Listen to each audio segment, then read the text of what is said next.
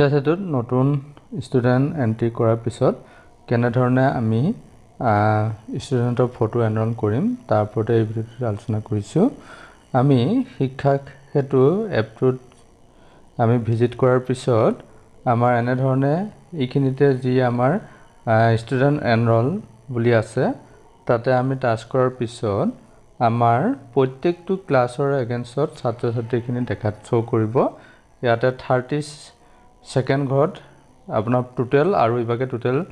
Enrol যদি মিলি থাকে তেতিয়াহ'লে আমাৰ কি হ'ব, এই গ্ৰীণ চিন আছে চাওক, শুদ্ধ চিন আছে, শুদ্ধ চিন থকাকেইটা মানে আমাৰ ফটো এনৰোল হৈ গৈছে আৰু বাকীকেইটাত আমাৰ ফটো এনৰোল কমি আছে। গতিকে আমি যোনটোত কমি আছে তাতে টাচ কৰাৰ পিছত আমি চাওঁ এনেকৈ আমাৰ গ্ৰীণ হৈ যিখিনি আছে সোঁহাতে তাত মানে ফটো আমাৰ এনৰোল হৈ আছে, কিন্তু যিকেইটা নাই ইয়াৰ ৰেড হৈ আছে চাওকচোন, এইকেইটাত মানে আমাৰ কি হ'ল, নতুনকৈ আমি